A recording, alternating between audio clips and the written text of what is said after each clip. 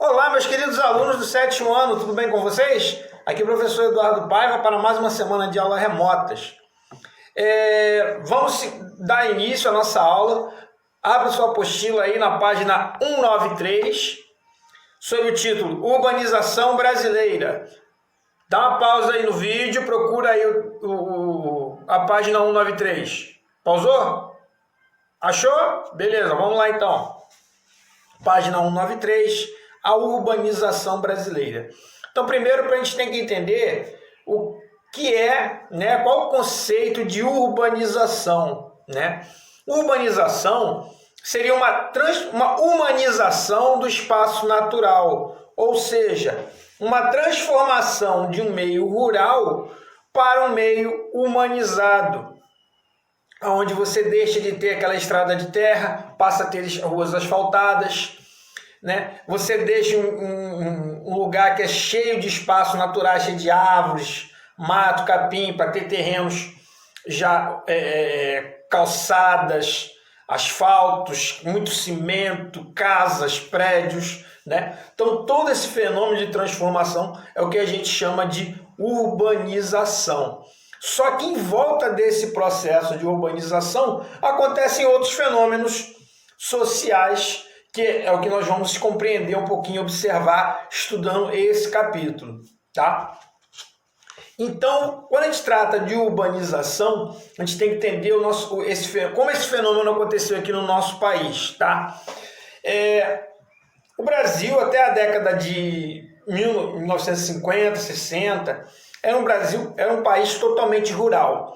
Após a quebra da Bolsa de Valores em 29, que é a crise do café, o Brasil lentamente passou por um processo de industrialização, Então, nesse processo de industrialização, vários agricultores anticafeicultores deixaram de plantar e passaram a investir em indústrias. Então, vários lugares que ora eram fazendas passaram a ser indústrias, principalmente aqui na área, no território, entre as grandes cidades de Rio e São Paulo, que eram cidades que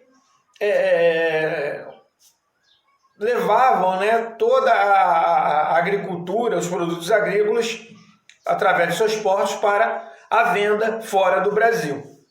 Então, esses espaços passaram a ser espaços, outrora rurais, passaram a ser urbanos. Com a industrialização, você tem a chegada da luz elétrica, Então o Brasil foi se transformando lentamente. E o trabalhador, que antes trabalhava na fazenda e agora vai ter que aprender outras profissões, Então ele deixa de ser um trabalhador rural, vai passar a ser um trabalhador industrial. Ou vai trabalhar no comércio, setor de serviço, mas ele deixa de ser um trabalhador rural. E com a abertura das indústrias, ainda no começo, precisando de muita gente, as pessoas que trabalhavam no campo também em outras áreas do país passam a vir morar mais próximas, daqui das grandes cidades. É um fenômeno que a gente vai estudar aqui um pouquinho mais para frente também no livro. Isso vai ocasionando outros fenômenos, como a gentrificação, As cidades vão crescendo de uma maneira que você daqui a pouco não sabe onde uma cidade começa e outra termina, e isso nós chamamos de conurbação, quando as cidades se tornam unificadas praticamente. Você, olhando a olho nu, você não sabe onde termina uma cidade, onde começa, porque elas se uniram, E voltando aqui então, contando a história da urbanização brasileira, depois na década de 70 acontece uma outra coisa interessante. Você tem o início da mecanização da lavoura. Então, onde você usava muitos trabalhadores braçais, você tem a chegada das máquinas, dos tratores, que em substituição ao trabalhador rural. A partir da década de 70, esse processo, então, do êxodo rural, né, dos trabalhadores brasileiros que moravam no campo, passa a ser ainda maior. E para onde que esse povo vai? Vem para as grandes cidades, para as grandes regiões metropolitanas, atrás de trabalho, ou na indústria, ou no comércio.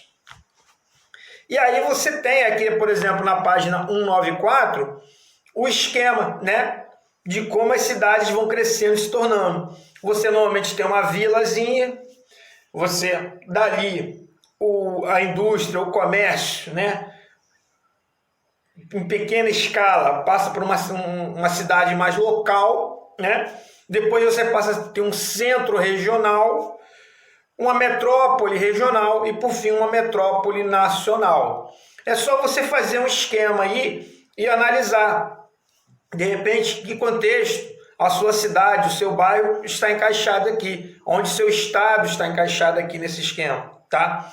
O Rio de Janeiro, nós podemos dizer que é uma metrópole nacional, tá? É uma grande cidade que atrai pessoas do Brasil inteiro, né?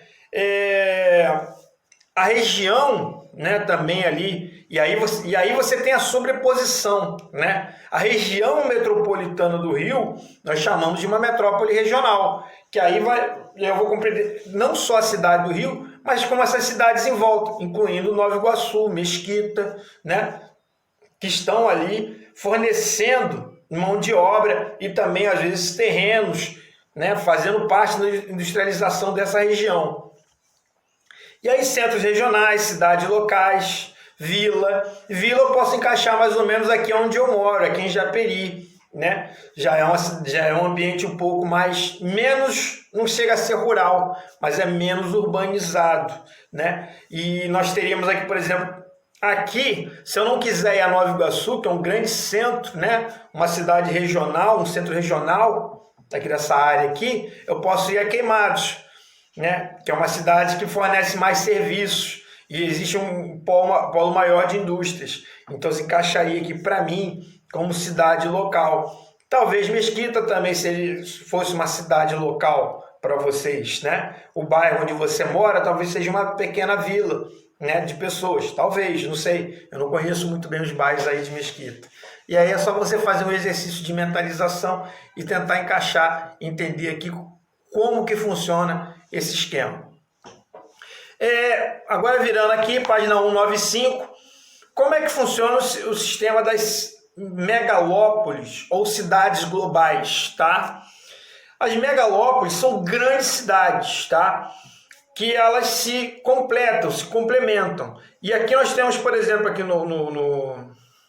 no Brasil, uma megalópole, que nós podemos chamar, seria esse trecho Rio-São Paulo, tá? São cidades que elas se complementam economicamente, se completam, tá? Então a gente teria uma megalópole Rio de Janeiro, onde você tem um quarto da população brasileira vivendo nessas duas cidades, tá? Nesse eixo Rio-São Paulo. E cidade global? Aí agora eu já posso me direcionar apenas a São Paulo, devido à sua característica, a sua riqueza, né? A sua concentração, seu poder econômico, tá? São Paulo é uma das cidades globais do mundo, uma das poucas cidades globais do mundo, assim como Paris, assim como Nova York, tá? São cidades que, além de muito grandes, elas concentram riqueza e poder, influência política, influência econômica nos restantes dos outros países. E quando a gente fala de megalópole, a gente está falando de uma concentração muito grande de gente, tá? Uma concentração muito grande de poder. Então, às vezes, ela acaba abraçando uma região muito maior do que apenas uma cidade. Espero que tenha entendido. E aí você tem algumas questões urbanas tratadas aqui na página 195, como a macrocefalia urbana, né? que trata do inchaço populacional que você tem em algumas regiões. É muita gente no lugar e onde você não tem ordem, tá? O que dá ordem às cidades? É o plano diretor, tá? Eu não vou ler aqui por causa do tempo, mas dá uma lida aí. O plano diretor, ele é uma receita de bolo. É como a cidade deve crescer. Qual é a área rural, qual é a área urbana, qual é a área turística, aonde que é a área residencial, né? Os prédios podem ter até que tamanho, que altura, onde é o centro da cidade, o setor de serviço. O plano diretor é o que diz como é que vai ser a cidade.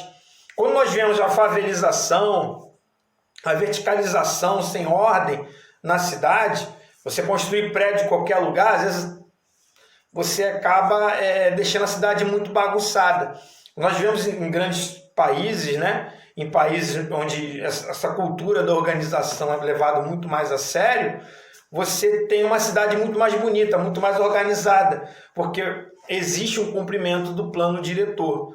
Basta nós olharmos, chegarmos, por exemplo, quando você vê um filme falando uma situação na Europa, normalmente os morros, né, as áreas assim próximas à praia, normalmente são as áreas mais nobres, né? E aqui no Brasil não, nossos morros, principalmente aqui no Rio, né? Nossos morros de frente para a praia são áreas favelizadas, né? Porque faltou, na época necessária, né, um plano diretor, né, levando um pouco mais de dignidade a essas pessoas. Não confunda você, não é que pobre não pode morar numa área dessa. Pelo contrário, as pessoas ricas, elas precisam do serviço das pessoas mais pobres. Então a cidade tem que estar integrada, ela tem que ter a sua área elitizada, né, para aqueles que dispõem de meios financeiros, mas essas mesmas pessoas precisam de empregados, e esses empregados não podem morar tão longe, como acontece aqui no Brasil. É muito comum em países ricos você ter os trabalhadores morando próximo do seu local de trabalho. Enquanto aqui a gente tem que viajar 1 hora e meia de ônibus, às vezes mais do que isso, dentro de ônibus ou trem lotado, em direção ao local de trabalho, viajando 50, 60 quilômetros. Tá? Isso é impensável num país um pouco mais sério, mais organizado. Mas é o que acontece aqui no Brasil. Gente, é isso aí, o vídeo já está ficando muito longo, tá? Lembre-se que a aula é remota, eu estou aqui do outro lado do vídeo, aguardando sua dúvida, querendo esclarecer para você e querendo te ajudar, tá bom? Um beijo, até a próxima aula, se cuide, tá bom? Um abraço.